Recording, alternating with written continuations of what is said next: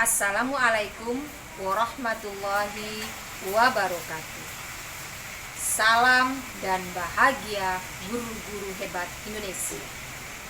Perkenalkan, nama saya Leni Herlina SPD, calon guru penggerak angkatan 11 Kota Padang. Pada video kali ini, saya ditugaskan membuat aksi nyata modul 1.4 tentang budaya positif yang telah saya lakukan di SD 26 Pasar Ambajang, Kecamatan Kuranyi, Kota Padang. Guru hebat, bergerak, tergerak, menggerakkan.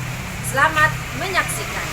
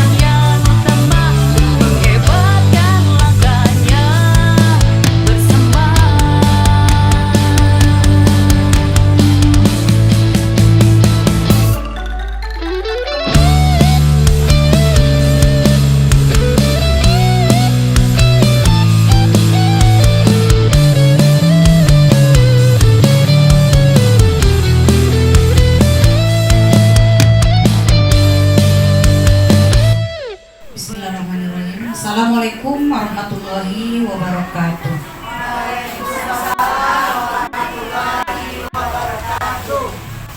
Alhamdulillahirabbil alamin wa bihi nasta'in wa ala umuri dunya waddin. Asyhadu an la ilaha illallah wahdahu la syarikalah wa asyhadu anna Muhammadan abduhu rasuluhu allazi la nabiyya ba'da. Pertama dan utama sekali, mari sama-sama kita ucapkan puji dan syukur kita kehadiran Allah Subhanahu wa Ta'ala yang telah memberikan kita nikmat kesehatan dan juga nikmat kesehatan untuk dapat melaksanakan acara diseminasi budaya positif di sekolah yang nantinya akan dipaparkan oleh Ibu Herlina SPD. Yang sama-sama kita hormati Ibu Kepala Sekolah, seterusnya Bapak Ibu Guru SD 26 Pasar Ambajang, serta tenaga kependidikan SD 26 Pasar Ambajang. Untuk tidak memperpanjang mukadimah, langsung saja kita masuk kepada acara inti, yaitu diseminasi budaya positif di sekolah oleh Ibu Leni Herlina SPD. Kepada Ibu Leni Herlina SPD, persilakan. Terima kasih Ibu Eti. Nanti kalau saya bilang ini bilang cakep ya Ibu, bisa ya Ibu? Batang salasih jeung limau nunggu, bajelo tumbuh di halaman, nang digulungkan anak buah foto. Tarimo kasih nan tak tahinggo kapada majelis guru karyawan SD 26 nan Allah meluangkan waktunya siang hariku. Nak duo pantun sairiang sarung pun jarak jok batang pulai. Kabeklah kayu di dalam rimbu, Sabalun acara kita mulai, jawablah salam dari Ambu. Assalamualaikum warahmatullahi wabarakatuh. Waalaikumsalam warahmatullahi wabarakatuh. Alhamdulillahirabbil alamin. Assalatu wassalamu ala asrafil anbiya'i wal mursalin wa ala alihi wa ashabihi Rasulillah ajmain. Pertama dan terutama sekali, marilah sama-sama kita ucapkan puji beserta syukur atas kehadiran Allah Subhanahu wa taala yang telah memberikan nikmat kesehatan kepada kita bersama, sehingga alhamdulillah di ruangan kelas 4 ini kita bisa mengikuti diseminasi budaya positif tugas dari CGP Angkatan 11, yaitunya saya Leni Herlina, dalam rangka melaksanakan tugas modul 1.4, yaitunya diseminasi budaya positif. Saya semangat oleh Bapak dan Ibu. Semangat Ibu. Ayo kita dulu tepuk semangat. Konsentrasi dulu ya Bu ya. Ada kita punya permainan. Saya ada permainan Bapak Ibu. Silakan Ibu berdiri. Mohon maaf Ibu-ibu. Iya Ibu. Berdiri sebentar, cari pasangannya. Pasangan Bu Evi sama Ibu Arni saja berdua boleh. Enggak lo main tuh Bu ya. kita Ibu saling bertatapan berdua. Senyum, belum dibilang senyum Bu. Senyum saja dulu. Kita lihat 3 detik. Senyum pertama, senyum, lalu akhirnya akan terjadilah ketawa.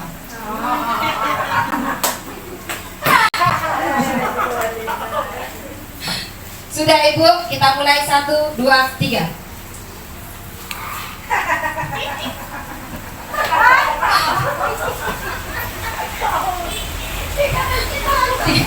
Selesai ya. Sudah Pak? Ya silakan duduk. Terima kasih ibu-ibu. Tepuk tangan untuk kita semua. Senyum pertama mungkin agak terbawa suasana. Senyum ketiga agak lumayan. Senyum ketiganya lucu ya, boleh. Itu yang akan kita lakukan, budaya positif seperti itu yang akan kita terapkan nanti di kelas kita masing-masing. Bisa Ibu terapkan di kelas Ibu masing-masing nantinya. Kita lanjut.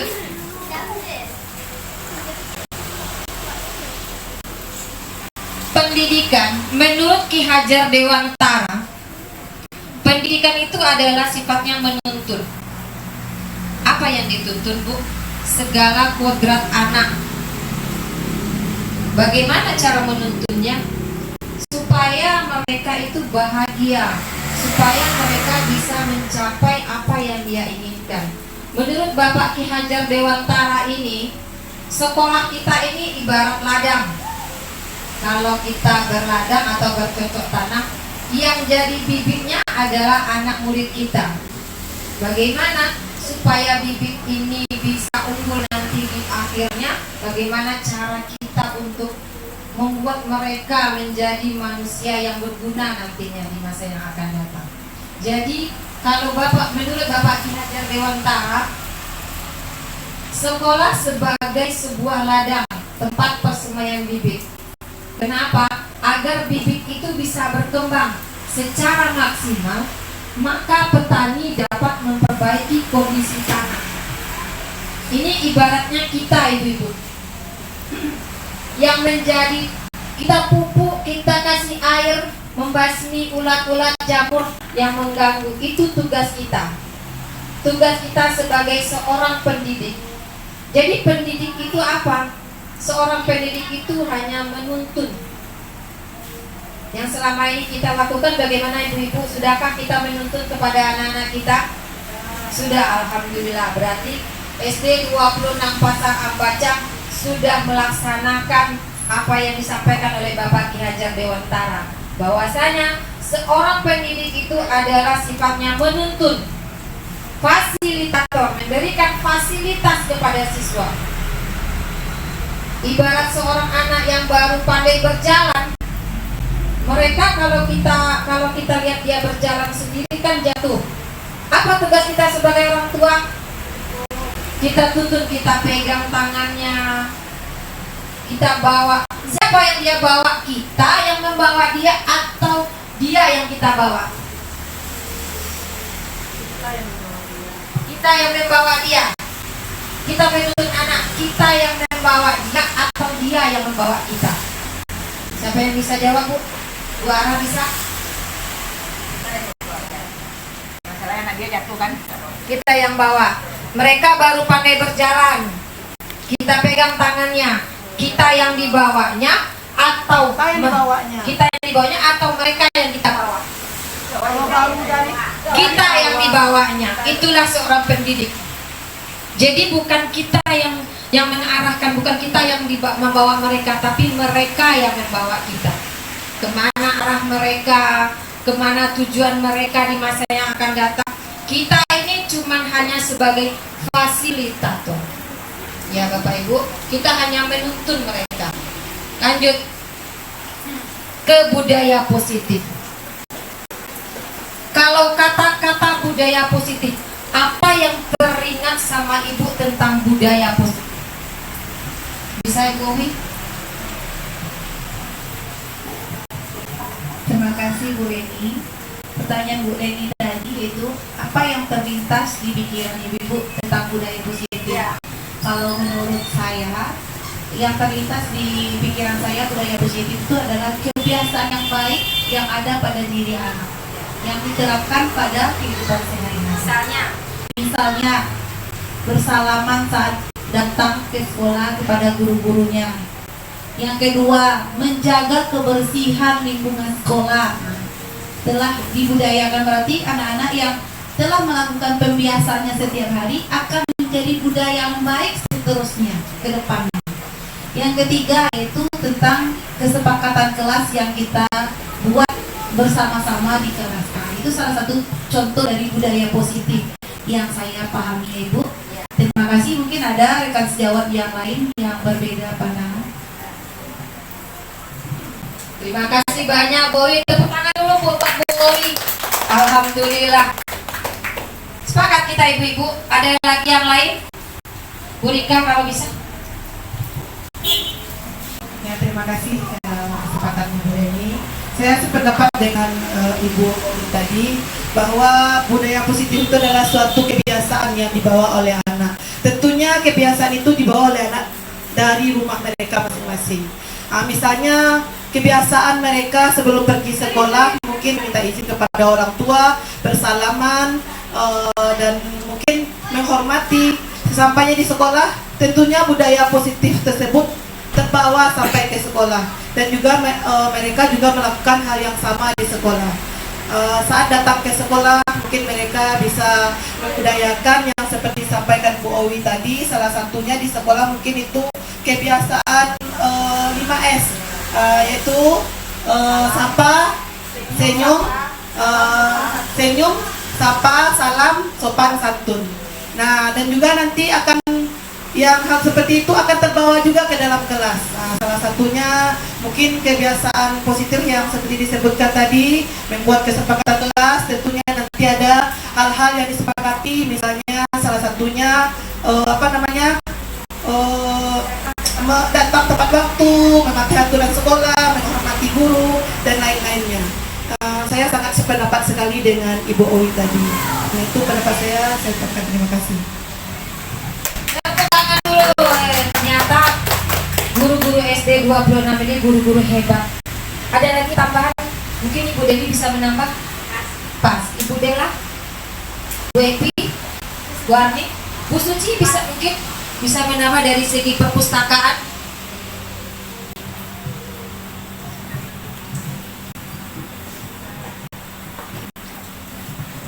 Baiklah, terima kasih Bu Leni.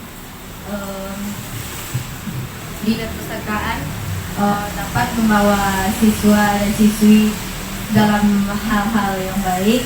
Contohnya dapat menambah wawasan dan pelajaran-pelajaran dapat ditambah di dalam buku tersebut.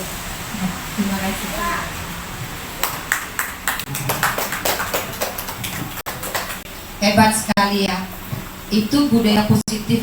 Ada 5S, ada bersalaman, tertib yang disampaikan sama Ibu Suci di perpustakaan, di rumah, menghormati orang tua. Semua yang disampaikan tadi benar adanya. Semua itu adalah dari budaya positif. Jadi apa itu budaya positif? Budaya positif adalah nilai atau kebiasaan yang berpihak kepada murid. Jadi semua kebiasaan yang mereka lakukan akan berimbas nantinya kepada mereka sendiri. Akan melakukan kebaikankah mereka? Itulah di sana berpihak kepada murid agar mereka dapat berkembang menjadi pribadi yang kritis, yang dihormati, bertanggung jawab, yang sesuai dengan profil pelajar Pancasila. Kalau boleh tahu Bu, masih ingat nggak Bu dengan profil pelajar Pancasila kita Bu? Masih ingat nyanyinya Bu? Masih. Kita cobakan, ayo Bu, 1, 2, 3. Belajar Pancasila, beriman dan bertakwa pada Tuhan yang Esa dan berakhlak mulia, berkebinekaan global, gotong royong mandiri, kreatif dan bernalar kritis. Hebat, tepuk tangan untuk kita semua ibu-ibu. Alhamdulillah hebat. Nah, apa dari budaya positif tadi? Apa konsep dari budaya positif itu? Ada 7 ibu-ibu. Yang pertama, perubahan paradigma belajar. Yang kedua, disiplin positif. Yang ketiga, kebutuhan dasar manusia. Yang keempat, motivasi perilaku manusia. Lanjut, 5 posisi kontrol, keyakinan kelas, dan yang terakhir segitiga restitusi. Kita akan bahas satu persatu dulu Bu. Pertama tentang pembelajaran paradigma baru. Apa itu paradigma? Apa itu pembelajaran paradigma? Mungkin Bapak Ibu sudah pernah melaksanakan tapi tidak tahu, oh ini ternyata paradigma itu. Jadi pembelajaran dengan paradigma baru itu adalah pembelajaran yang dirancang berdasarkan prinsip pembelajaran berdiferensiasi, sehingga para peserta didik belajar sesuai dengan kebutuhannya berdasarkan tahap perkembangan sesuai dengan teori psikologi modern untuk mewujudkan profil pelajar Pancasila. Masih ujung-ujungnya profil pelajar Pancasila. Jadi pembelajaran dengan paradigma baru ini kita dituntut Bapak dan Ibu, dituntut untuk menciptakan suatu pelajaran, motivasi. Jadi istilah katanya kalau dalam nilai hulu pokok itu kita menciptakan inovasi baru supaya pembelajaran yang kita sampaikan anak-anak bisa tertarik, bisa menyenangkan. Ini maksudnya pembelajaran dengan paradigma baru. Terus tadi ada teori kontrol. Di sini Bapak Ibu lihat ada gambar seseorang yang dikunci dari belakang. Apa maksud makna dari gambar ini Bapak dan Ibu? Bisa ada yang tahu apa maksud dari gambar ini? Dan apa Bu Dewi? Seorang anak atau ada gambar orang di depan, di belakangnya dikunci dengan kunci dengan satu orang lagi. Ini ibarat kata anak murid kita atau peserta didik kita. Sementara ini adalah kita guru. Bisa ada yang bisa mengerti apa maksud dari gambar itu? Mungkin Ibu Dewi bisa menjelaskan. Terima kasih Bu Le. Kalau saya lihat gambarnya itu yang di depan itu adalah gurunya, yang belakang itu dia berhadapan ya, satu guru, Berbalik. iya, satu guru, satu siswa. Nah, di belakang siswa guru itu menyetir, itu saya bilang setir itu, yang bulat itu setir, disetir oleh gurunya, tapi ada aturan yang mengikat dia. Jadi ada aturan yang mengikat dia sehingga anak ini harus mengikuti apa mau guru. Ya. Apa mau guru, selama ini kita kadang-kadang ya kita nggak sadar, sesuai dengan Ki Hajar Dewantara tadi, kita nggak sadar bahwa kita itu seorang petani. Murid ini seorang bibit. Kalau kita tanam jagung, yang tumbuhnya jagung, nggak mungkin kita tanam padi tumbuhnya jagung, nggak mungkin. Tapi selama ini kita malah terbalik. Kita maunya apa, mau jadi apa? Nah, kita yang kontrol anak itu tanpa kita ketahui apa sih kebutuhan siswa itu sendiri, apa bakat dan minatnya. Kita nggak tahu. Kita mungkin tidak bisa mengajarkan atau membedakan antara pembelajaran yang berdiferensiasi tadi itu sesuai dengan kebutuhan siswa. Nah, ini selama ini kita malah jadi sopir yang membawa anak ini mau kita kemana, bukan mau penumpangnya gitu. Kalau saya menilai seperti itu. Terima kasih Bu Dewi. Pemaparan yang sangat luar biasa. Menurut Ibu Ika? Ya, terima kasih Bu Eni. Saya sependapat dengan Ibu Dewi tadi, yang mana gambarnya menunjukkan ada seorang guru dan ada seorang siswa. Kalau saya singkat saja, mungkin di sini yang mengarahkan murid itu untuk menuju arah ke depannya itu dari gurunya sendiri, bukan dari siswanya tadi. Jadi di sini tidak tercipta yang pembelajaran dari profil pelajar Pancasila ini dan pembelajaran paradigma baru tadi tidak tercipta. Hanya itu mungkin pendapat saya.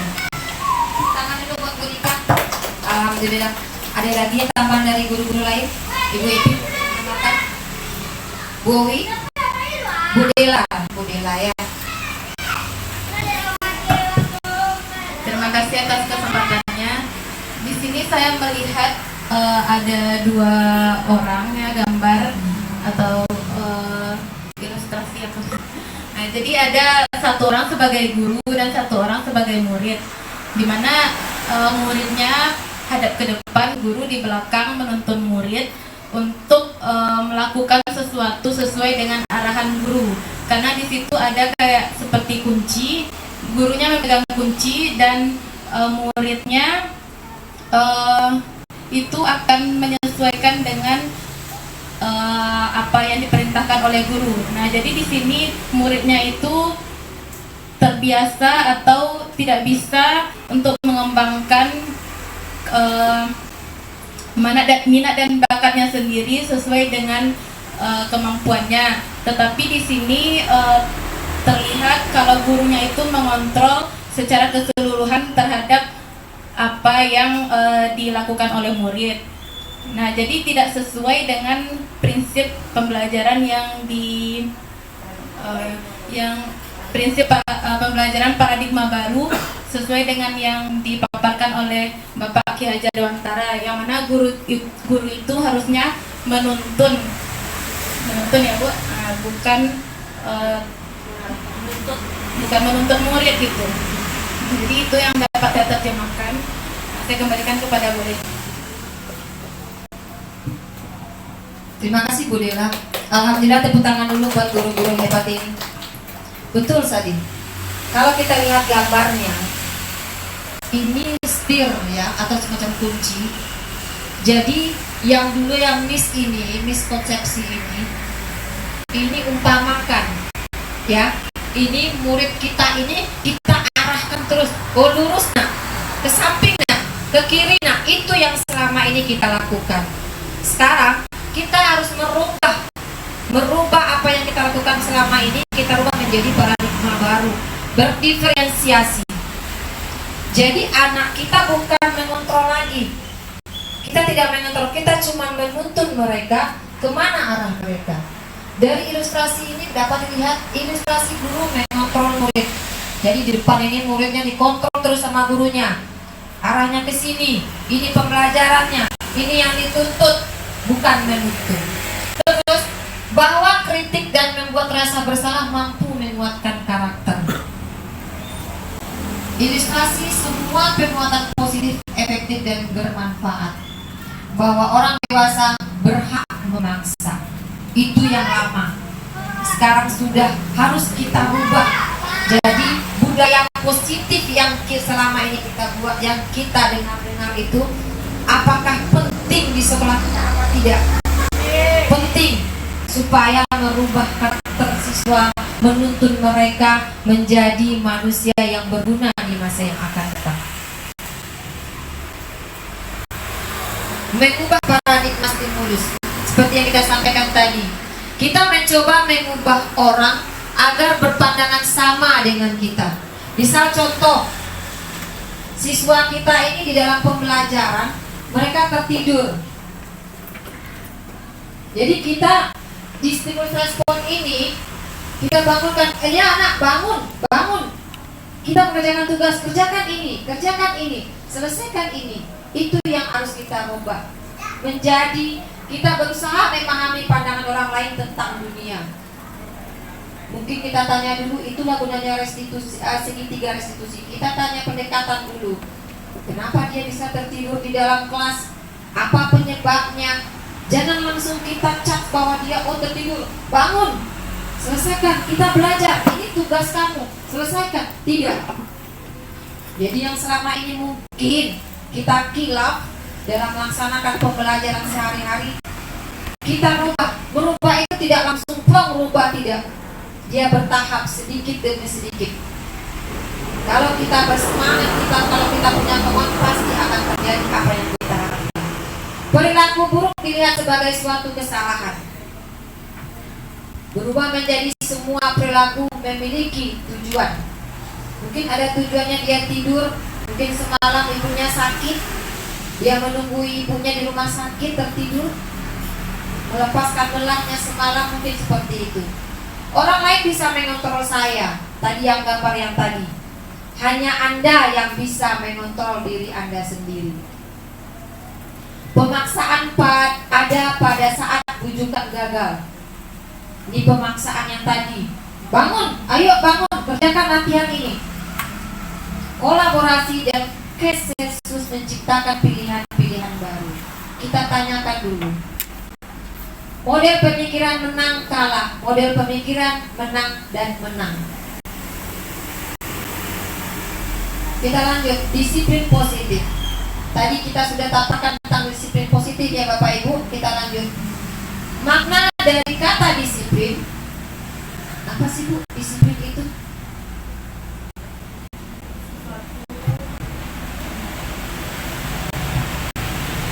Menurut saya, disiplin itu melakukan sesuatu tepat pada waktunya. Itu menurut saya. Tapi kalau menurut teori mungkin tidak. Atau menurut pandangan orang lain mungkin berbeda. Nah, kalau menurut saya, disiplin itu adalah meletakkan sesuatu pada tempatnya dan melakukan sesuatu itu tepat pada waktunya. Mungkin ada yang berbeda, Ibu Wi mungkin. Terima kasih Bu Reni. Baiklah, kalau menurut saya disiplin itu adalah teratur Bu. Teratur, kegiatan yang dilakukan secara berulang dengan teratur. Jadi kita disiplin. Kegiatan yang dilakukan secara berulang sesuai dengan aturan atau kepatuhan yang ada. Nah, ya. Teratur ya Bu. Terima kasih Bu Reni. Terima kasih Bu Owi, tepuk tangan dulu buat Bu Owi. Alhamdulillah. Berarti kata disiplin itu aturan ya Ibu ya, aturan, sesuatu yang harus kita lakukan berulang-ulang. Kalau kata Ibu Rika tadi, melakukan sesuatu sesuai dengan apa adanya, waktunya. Iya, benar sekali Bapak Ibu. Disiplin positif itu merupakan salah satu cara penerapan disiplin yang bertujuan untuk menumbuhkan kesadaran. Dengan cara berulang-ulang mereka sadar, oh kalau saya terlambat, saya begini-begini. Aturan disiplin. Makanya disiplin itu merupakan sesuatu yang berulang-ulang untuk menemukan kesadaran serta memberdayakan anak untuk melakukan sesuatu tanpa paksaan, tanpa ancaman dari kita dan tanda hukuman. Sebagai pendidik, tujuan kita adalah menciptakan anak-anak itu yang memiliki disiplin diri dari dalam dirinya dulu, intrinsipnya dulu, dari dalam dirinya dulu, baru nanti bisa menular keluar ekstrinsiknya, sehingga mereka bisa berperilaku dengan mengacu pada nilai-nilai kebajikan universal dan memiliki motivasi intrinsik di dalam dirinya. Maka kata disiplin yaitu sesuatu yang dilakukan seseorang pada orang lain dengan kepatuhan. Cenderung menghubungkan kata disiplin dengan ketidaknyamanan. Bisa jadi seperti itu ya Bapak Ibu. Disiplin misalnya dia terlambat, kita berikan sesuatu kepada dia, maka dia akan melakukan perubahan bagi dirinya walaupun tidak waktu itu. Mungkin besoknya dia akan datang lebih cepat lagi. Kita lanjut. 5 kebutuhan dasar manusia. Yang pertama, kebutuhan dasar manusia itu adalah segala sesuatu yang kita lakukan untuk mendapatkan apa yang kita inginkan. Ada 5 Bapak Ibu. Pertama, bertahan hidup. Bertahan hidup misalnya dengan makanan. Kalau kita tidak makan bisa kita bertahan hidup di Bapak Ibu? Tidak ya. Yang kedua, rasa kasih sayang dan rasa diterima. Kita menyayangi anak, mereka merasa bahwa mereka, oh iya, ibu itu sayang, berarti saya diterima. Saya tidak dibeda-bedakan dengan teman yang lain. Penguasaan, kebebasan, dan kesenangan. Kita lanjut. Motivasi perilaku manusia. Motivasi itu berupa dorongan yang timbul dari diri dengan tujuan seseorang secara sadar atau tidak sadar untuk melakukan sesuatu tindakan, baik sadar atau tidak sadar, menghindari ketidaknyamanan dalam hukuman. Murid melakukan disiplin diri karena takut dihukum. Buatlah PR, kita kasih tugas misalnya, tugas di rumah ya nak, kerjakan. Karena mereka takut dihukum, maka mereka mengerjakan tugas dengan rasa terpaksa, bukan dari dalam, bukan dari intrinsiknya sendiri, tapi karena terpaksa. Ini adalah tingkat terendah dari motivasi perilaku manusia. Yang kedua, untuk mendapatkan imbalan atau penghargaan. Siapa yang bisa menjawab pertanyaan ibu, nanti ibu udah kasih nilai bagus atau ibu kasih hadiah. Ini juga tingkat di atas motivasi pertama tadi. Motivasi yang ketiga, untuk menjadi orang yang mereka inginkan dan menghargai diri sendiri dengan nilai-nilai yang mereka percayai. Kalau menurut Bapak Ibu, selama ini yang kita lakukan yang mana ya Bapak Ibu? Yang satu. Yang kedua, kalau yang pertama kita beri mereka sesuatu tugas dengan catatan kalau tidak mengerjakan dapat hukuman. Motivasi yang pertama menghindari ketidaknyamanan dalam hukuman. Ada ya Bapak Ibu, kita hilangkan. Yang kedua, untuk mendapatkan imbalan atau penghargaan. Jadi anak-anak itu bekerja hanya karena mengharapkan sesuatu. Ada ya, saya juga pernah mengalami Bapak Ibu. Saya akan mencoba sedikit-sedikit menghilangkannya. Dan yang ketiga, ini yang bagus. Untuk menjadi orang yang mereka inginkan, menghargai diri sendiri dengan nilai-nilai yang mereka percayai. Kita lanjut. Motivasi perilaku manusia. Sama yang tadi ya Bapak Ibu, untuk menghindari ketidaknyamanan hukuman, untuk menjadi orang yang mereka inginkan. Ini yang ketiga tadi. Ini yang pertama, ini yang kedua ya Bapak Ibu, ini yang ketiga. Ini semua berasal dari dalam diri mereka sendiri. Rasa percaya diri mereka. Motivasi intrinsik. Mana yang lebih bagusnya yang kita laksanakan Bapak Ibu? Di bawah. Yang di bawah ini. Untuk menjadi orang yang mereka inginkan dan menghargai diri sendiri dengan nilai-nilai yang mereka percayai. Semoga kita menjadi guru yang lebih baik lagi.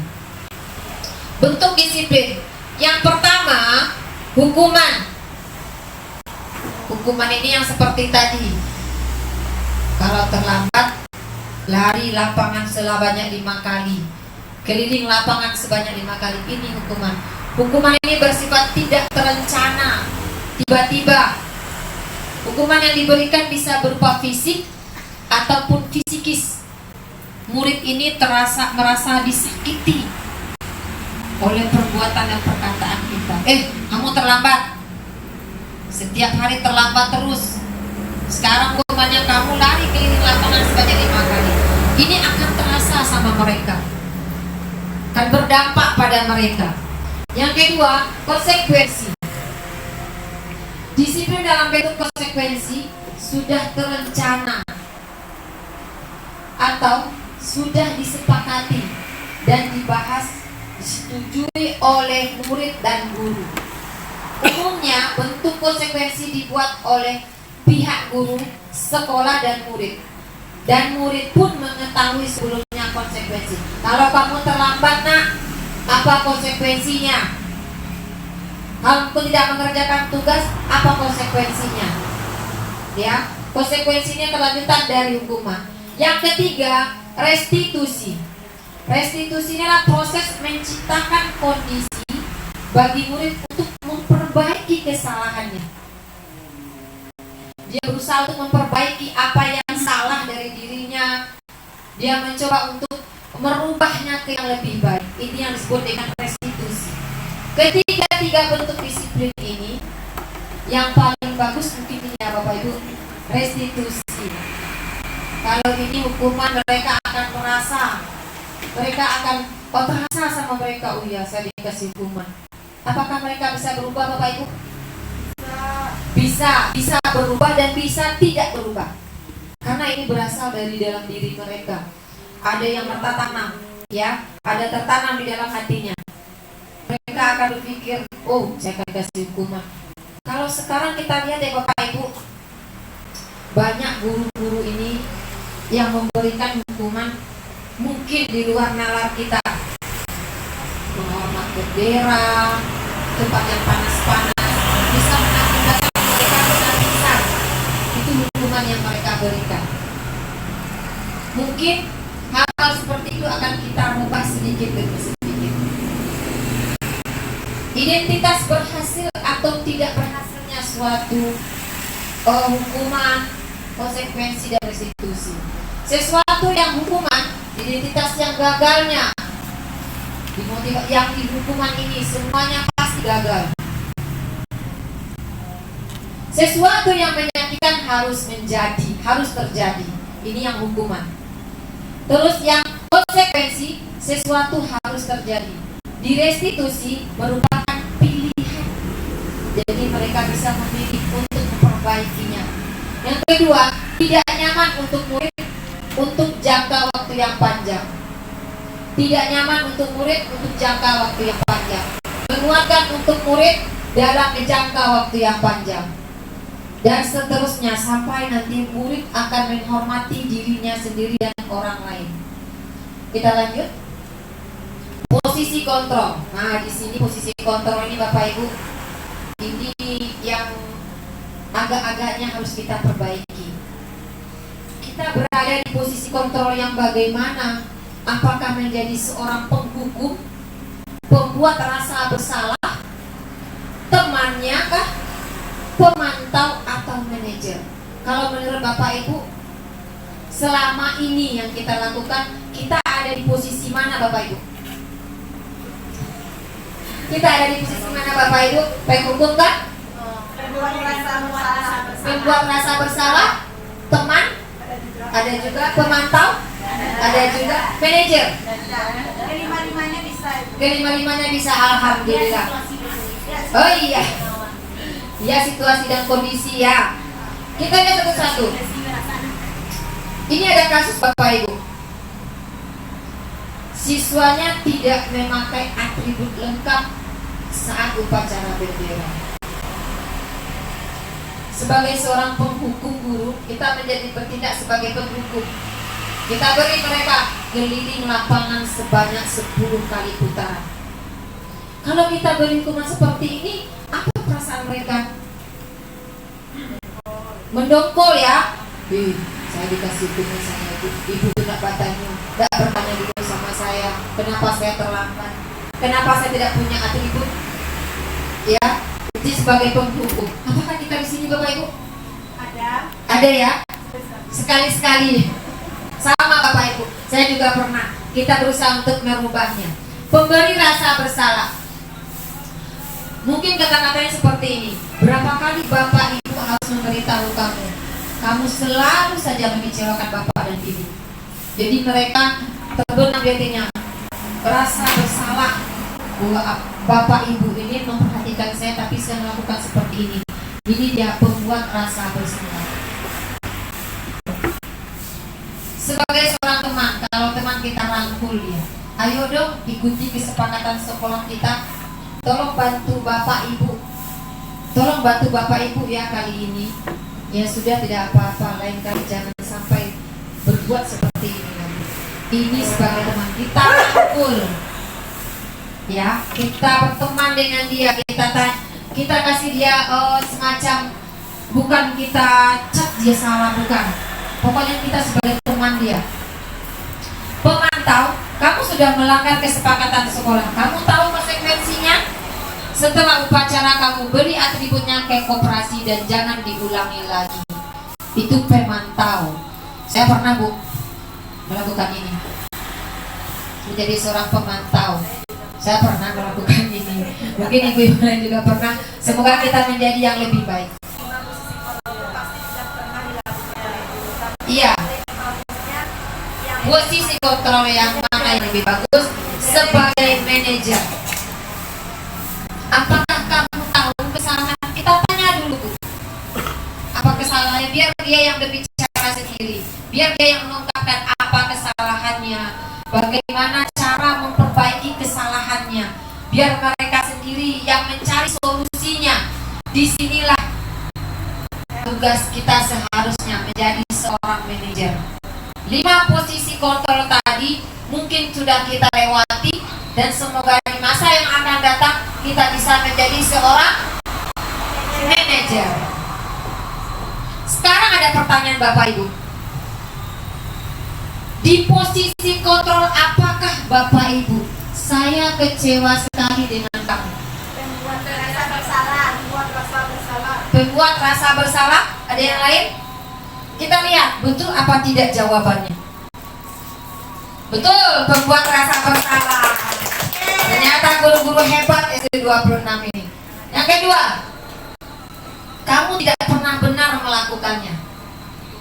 Di posisi apakah kita Ibu? Apa Ibu Dewi? Pemantau. Ibu Rika? Penghukum. Bu Owi? Pemantau. Ibu Dera? Pemantau. Kita lihat apa jawabannya. Pemantau. Kita bertanya, kamu tidak pernah benar melakukannya. Ya, lanjut. Apa rencanamu untuk menyelesaikan masalah ini? Manajer. Sepakat kita manajer Bapak Ibu? Iya, manajer. Hebat. Lanjut. Ayo Lana, lakukan demi Bapak dan Ibu nak. Teman? Iya, ayo Lana, lakukan demi Bapak dan Ibu. Kita rangkul. Kita lihat betul apa tidak. Betul sekali teman. Lanjut. Kamu tidak pernah mendapatkan nilai jika kamu tidak mengerjakan tugas. Penghukum? Penghukum? Betul penghukum? Betul penghukum? Kita lihat. Betul sekali. Berarti Bapak Ibu sudah mengenal dengan posisi kontrolnya masing-masing. Kita lanjut. Keyakinan kelas. Saya yakin dan percaya Bapak Ibu sewaktu tahun ajaran baru sudah membuat keyakinan kelas ya Bapak Ibu? Ya. Mengapa keyakinan kelas bukan peraturan kelas?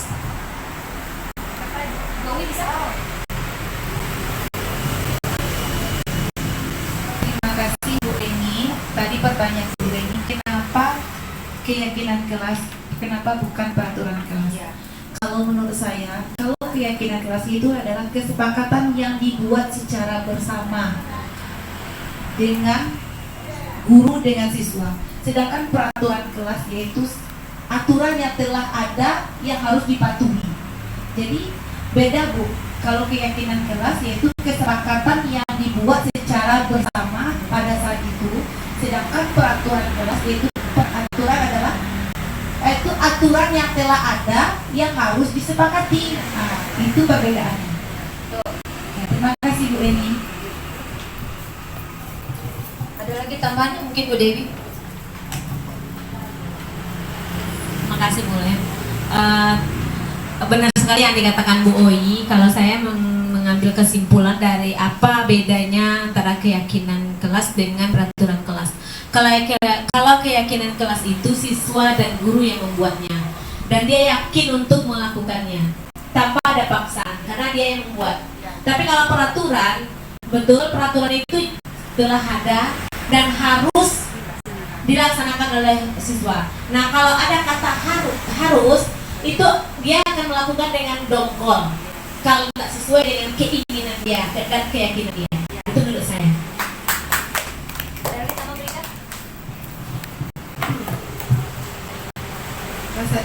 Terima kasih Bu Dewi. Saya sependapat dengan dua teman saya tadi bahwa keyakinan kelas itu adalah suatu kesepakatan yang dibuat oleh anak dan kita sebagai gurunya. Sedangkan peraturan itu adalah sebuah peraturan yang harus dilaksanakan. Nanti kalau tidak dilaksanakan maka kita akan mendapatkan hukuman. Dan intinya nanti jadi kita tidak akan melakukan yang 5 tadi, 5 kontrol dan emosi kontrol. Yang mana kalau kita membuat sebuah peraturan di dalam kelas, maka kita hanya akan menjadi sebagai penghukum, yang keduanya sebagai pemantau dan pemberi rasa bersalah. Dan mungkin ada juga sebagai teman, dan kita tidak akan pernah menjadi seorang pendidik di dalam kelas tersebut. Itu pendapat saya. Hebat. Betul sekali apa yang disampaikan Ibu Owi, Ibu Dewi, Ibu Rika, bahwa keyakinan kelas itu sesuatu yang kita buat bersama dengan murid, sehingga kalau mereka yang buat, mereka berusaha untuk bertanggung jawab dengan apa yang mereka sudah buat. Kalau peraturan itu sudah ada aturannya, jadi kita wajib melaksanakannya. Kalau tidak melaksanakan, apa yang diberikan? Hukuman yang tadilah yang kita lakukan. Kita lanjut. Pembentukan keyakinan kelas itu kita dengan siswa bersifat abstrak, berupa pertanyaan-pertanyaan universal. Misal tadi disiplin, tanggung jawab, dibuat dalam pernyataan positif seperti yang saya sebutkan tadi. Sedikit saja agar mudah diingat. Kalau terlalu banyak keyakinan kelas, mungkin anak-anak akan bisa lupa. Yang sering-sering saja yang dia ingat, yang belakang-belakangnya mungkin mereka akan melupakannya. Sesuai dengan kondisi kelas dan sekolah sehingga mudah diterapkan. Semua warga kelas dilibatkan saat membuat keyakinan kelas. Ini sudah kita lakukan ya Bapak Ibu, sudah kita laksanakan. Saya lihat di kelasnya sudah ada seperti punyanya Bu Dela, sudah ada Bu Owi, Bu Rika, Bu Dewi, sudah Bu Arni, dan saya sendiri juga sudah melaksanakan. Alhamdulillah. Yang terakhir, segitiga restitusi. Dalam pemahaman segitiga restitusi ini, suatu proses dialog yang dijalankan oleh guru agar dapat menghasilkan murid yang mandiri dan bertanggung jawab. Nanti kalau dalam segitiga restitusi ini, Bapak Ibu, ada masalahnya. Ada masalah anak, misalnya keterlambatan datang sekolah, seperti tadi atributnya yang tidak lengkap, atau berkelahi. Dengan cara restitusi, segitiga restitusi inilah kita melaksanakannya. Mungkin selama ini kita tidak kenal ya Bapak Ibu. Saya mengerti ini, Bapak Ibu mungkin sudah melaksanakan ini, tapi tidak tahu apa itu namanya. Ini namanya Bapak Ibu, segitiga restitusi. Seperti ini, kamu tentu punya alasan mengapa melakukan itu. Adakah cara yang lebih efektif untuk mendapatkan apa yang kamu butuhkan? Kita mendekati mereka. Setiap orang pasti pernah melakukan kesalahan.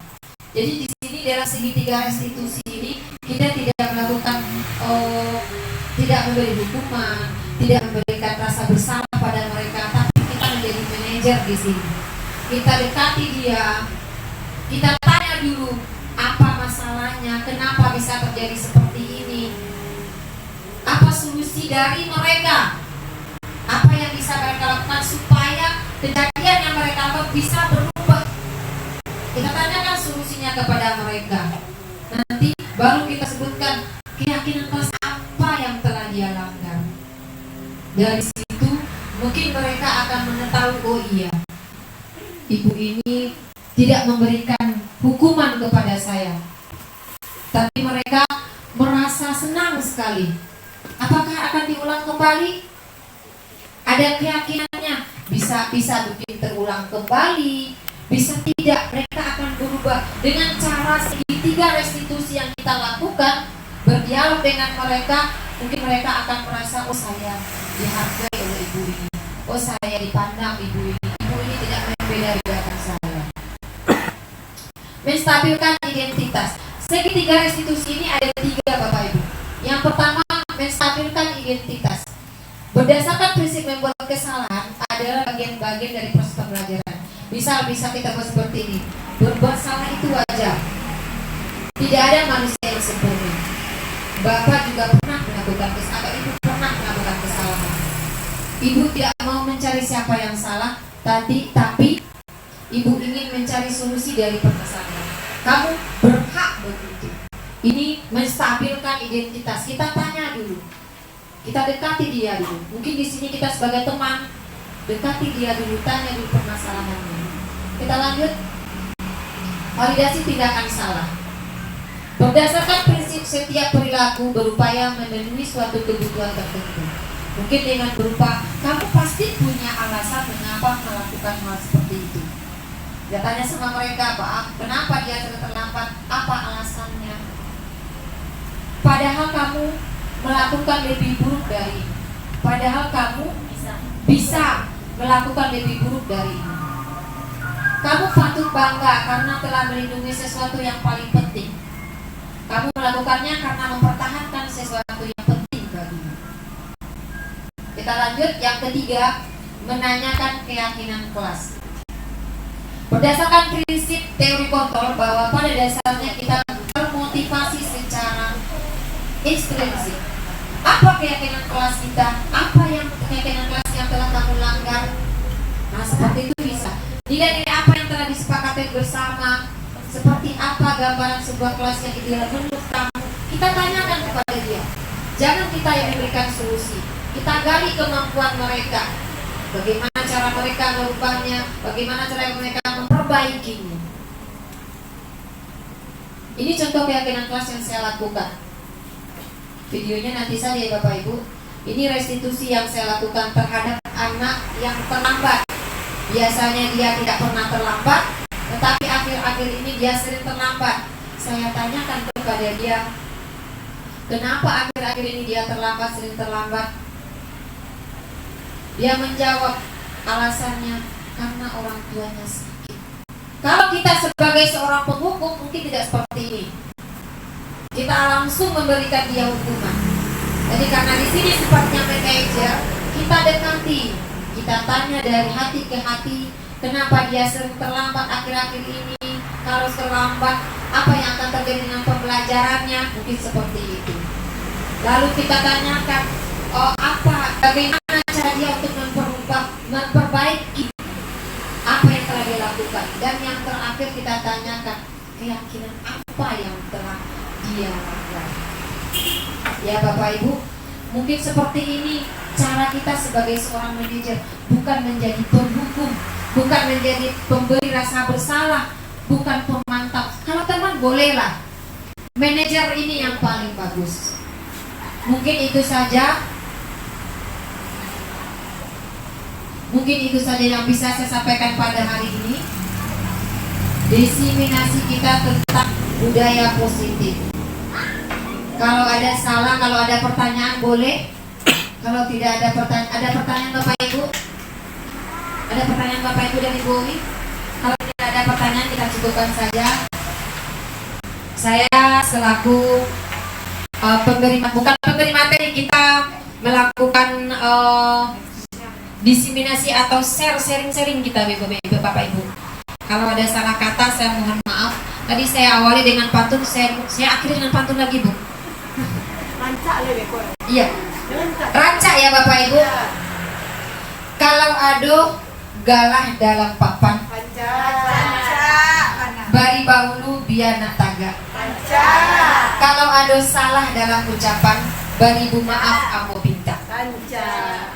SD 26 semakin jaya, guru dan siswa saling membantu. Wabillahi taufik wal hidayah. Wassalamualaikum warahmatullahi wabarakatuh.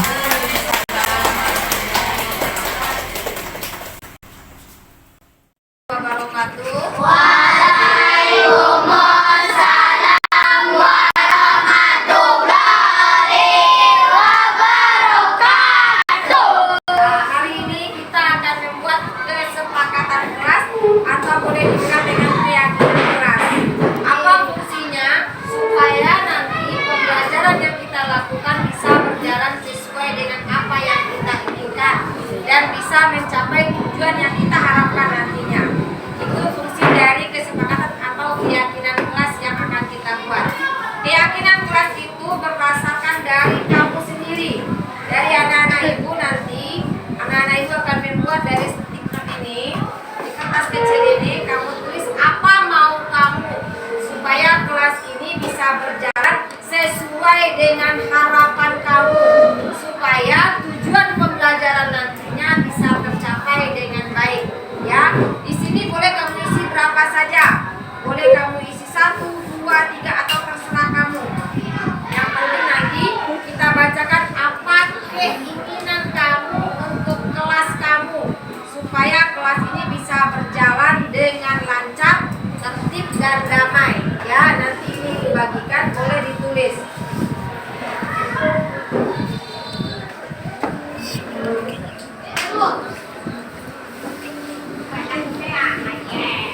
Boleh kamu tulis berapa saja, terserah. Yang penting apa yang kamu inginkan. Yang penting apa yang kamu inginkan untuk kelas kamu supaya lebih baik lagi.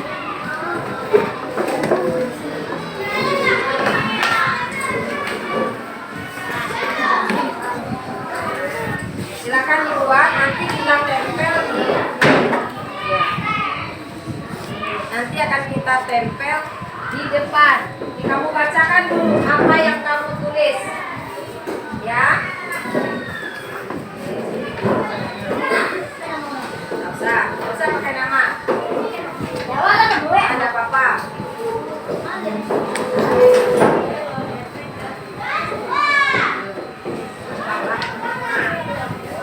Silakan. Oh, kenapa Dila ibu panggil ke sini? Tahu, Bu. Tadi melakukan apa? Dila melakukan kesalahan, Bu. Sudah tahu apa kesalahan Dila? Dila datang terlambat lagi, Bu. Dila tahu kan peraturan sekolah kita jam berapa kita harus datang ke sekolah. Tahu, Bu. Datang jam 7, Bu. Berarti Dila sudah melanggar satu peraturan sekolah kita. Iya, Bu. Maaf, Bu. Sekarang ibu tanya, kenapa Dila akhir-akhir ini selalu datang terlambat? Karena Mama Dila sedang sakit, Bu. Jadi sebelum pergi sekolah lah harus mempersiapkan keperluan Mama. Soalnya abang dan kakak juga nggak ada di rumah. Jadi kita harus mempersiapkan keperluan Mama sendiri, Bu. Oh begitu. Jadi akhir-akhir ini Dila datang terlambat karena mamanya lagi sakit ya? Iya, Bu. Sakit apa? Sakit Mama, mah, Bu. Semoga Mama Dila cepat sembuh ya. Sekarang Dila tahu dengan kesalahan yang telah Dila lakukan dan penyebabnya. Dila mau mengulanginya lagi, mau memperbaiki kesalahan Dila. Tidak, Bu. Dila mau memperbaiki kesalahan Dila, Bu. Bagaimana usaha Dila untuk memperbaiki kesalahan Dila itu? Kalau Dila tidak terlambat lagi datang, Dila harus mengatur waktu, Bu. Iya, bagus sekali. Ibu senang mendengar usaha yang Dila lakukan. Kalau kita datang terlambat berarti kita sudah melanggar peraturan sekolah dan kesepakatan kelas yang sudah kita buat bersama. Sekarang ibu mau tanya, setelah Dila melakukan kesalahan tadi, bagaimana perasaan Dila? Gelisah, Bu. Tidak tenang. Apa pelajaran yang dapat Dila ambil dari kesalahan Dila tadi? Agar tidak datang terlambat, harus bangun lebih awal dan akan mempersiapkan setelah Mama lebih awal, Bu. Bagus sekali. Jadi besok ibu tidak ingin melihat Dila datang terlambat lagi, ya. Apa yang telah Dila rencanakan harus Dila praktekkan. Karena sekarang sudah selesai, Dila boleh kembali ke rumahnya Salam untuk mamanya dari Ibu, semoga cepat sembuh ya. Iya Bu, terima kasih Bu. Sama-sama Dila.